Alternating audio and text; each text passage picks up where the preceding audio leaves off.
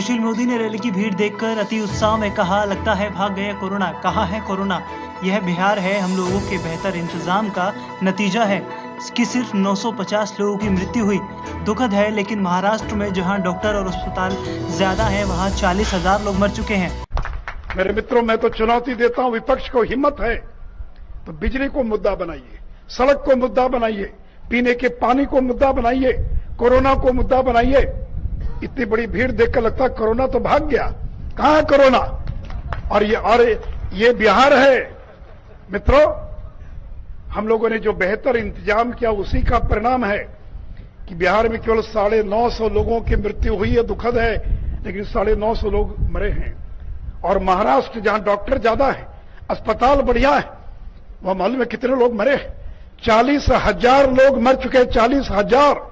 और रोज 600 650 लोग महाराष्ट्र में आज भी प्रतिदिन मर रहे हैं।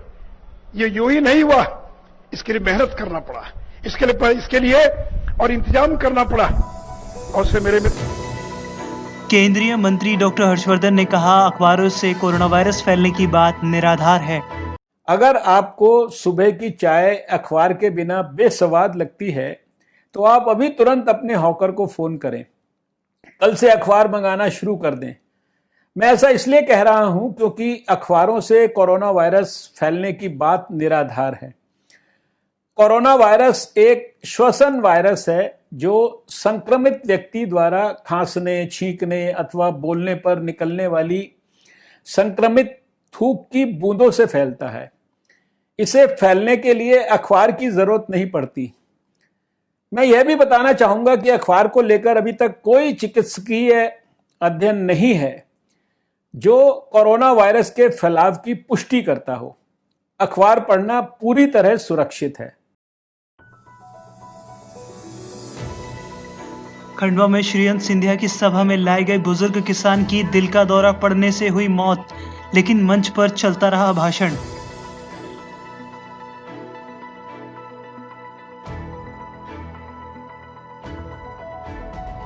राज्यसभा सांसद संजय सिंह ने पीड़िता के परिवार को अपने दिल्ली आवास पर रहने का किया अनुरोध। हाथरस के मामले में मैंने कल मैं उसके चाचा से बात की, गुड़िया के, और मैंने उनसे कहा है, क्योंकि भाई का बयान मैंने देखा कि वो लोग अपने आप को सुरक्षित नहीं महसूस कर रहे हैं। वो लोग कह रहे हैं गांव में हमारे साथ कोई भी घटना हो सकती है। तो मैंने कहा है दिल्ली में जो मेरा आवास है वहां पे मैं पूरे परिवार को, गुड़िया के पूरे परिवार को अपने साथ रख सकता हूं परिवार की तरह। और मैंने इसके लिए उनके चाचा जी से अनुरोध भी किया है, अभी उनका उत्तर नहीं मिला है। जैसे ही मिलेगा मैं उनको दिल्ली में अपने आवास पे आराम से रख सकता हूं। उनको आदित्यनाथ सरकार के खौफ में जीने की जरूरत नहीं है।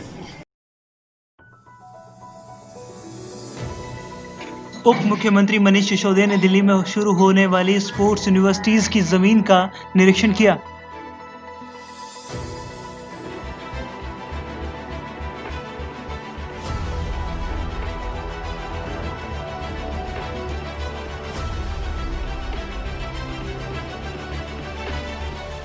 तो इसके एक तो सब डायमेंशन निकालो सारे, इसका ये कितना है, ये कितना है, कितना मीटर है, मीटर्स में चाहिए एग्जैक्टली है ये सारा।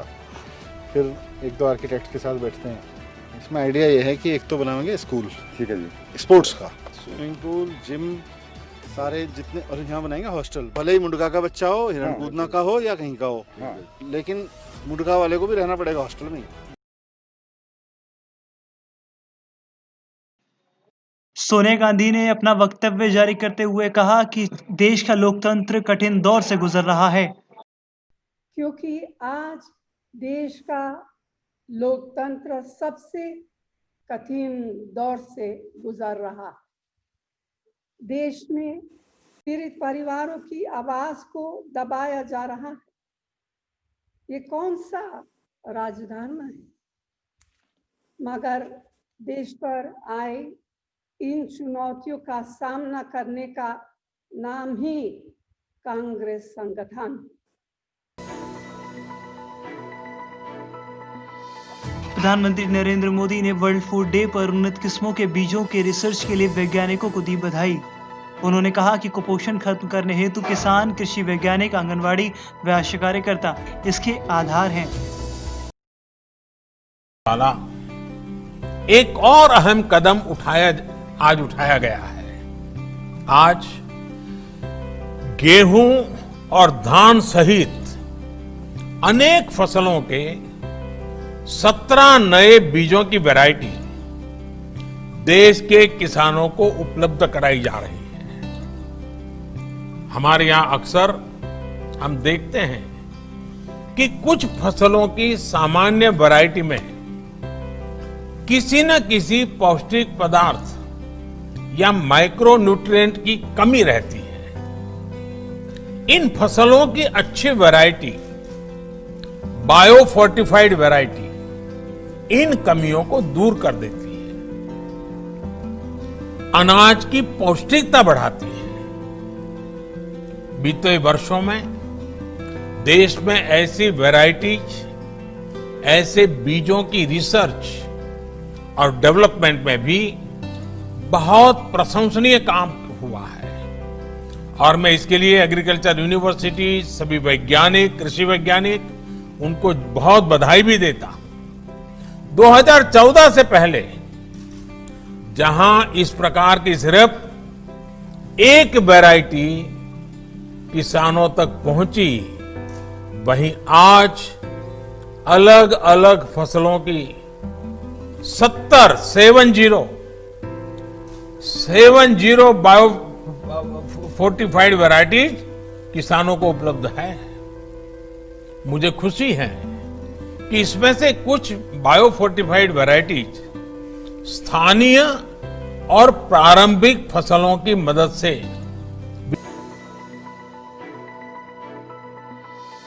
नीतीश कुमार जदयू सुप्रीमो ने कहा, हमने हर समाज के तबके के लिए उत्थान का काम किया है। जो लोग परेशान थे, शाम होते घर से नहीं निकल पाते थे, अपराध की कितनी घटनाएं घट रही थी, कितने नरसंहार होते थे, कितने लोगों का अपहरण होता था, कौन सी घटना थी ये किसको मालूम नहीं है। क्या बिहार का विकास था? कोई काम होता था? काम करने वाले लोगों को तो लोग इतना तंग करता था कि कितने लोग हैं जो व्यापारी लोग बिहार से भाग करके लोगों को जाना पड़ा था बिहार के बाहर। कितने चिकित्सक लोगों को, डॉक्टर लोगों को कितना अपहरण करता था, कितने डॉक्टर बिहार को छोड़ करके बाहर चले जाते थे। और जब आप लोगों ने काम करने का मौका दिया, उसके पहले हमने एक ही बात कहा था, हमने कहा था कि न्याय के साथ विकास के रास्ते पर चलेंगे और उसका मतलब है हर इलाके का विकास और समाज के हर तबके का उत्थान। और हमने सब इलाके के विकास के लिए काम किया, हर समाज के तबके के उत्थान के लिए काम किया। जो किनारे पड़े थे, जिनको कोई पूछता नहीं था, उनको भी मुख्य धारा में लाने के लिए हम लोगों ने उनके लिए विशेष पहल की। चाहे वो महिलाएं हों, अनुसूचित जाति जनजाति के हों, अति पिछड़े वर्ग के हों, अल्पसंख्यक समुदाय के हों, उनके लिए और विशेष काम जो करना था वह भी काम हम लोगों ने किया, ताकि समाज के हर तबके का उत्थान हो और समाज आगे बढ़े। आरजेडी नेता तेजस्वी यादव ने कहा, 2015 में आप सब ने महागठबंधन को वोट दिया था। नीतीश कुमार जी ने तेजस्वी यादव या लालू को धोखा नहीं, बल्कि पूरे 12 करोड़ बिहार की जनता के साथ धोखा किया था। द्वारा हम लोगों ने प्रत्याशी बनाने का काम किया। 2015 में आप सब लोगों ने महागठबंधन को वोट दिया, लेकिन बिहार के मुख्यमंत्री नीतीश कुमार जी ने कोई तेजस्वी के साथ धोखा नहीं किया, लालू जी के साथ धोखा नहीं किया, राष्ट्रीय जनता दल के साथ धोखा नहीं किया, बल्कि 12 करोड़ बिहार की जनता से, पूरा जनता के साथ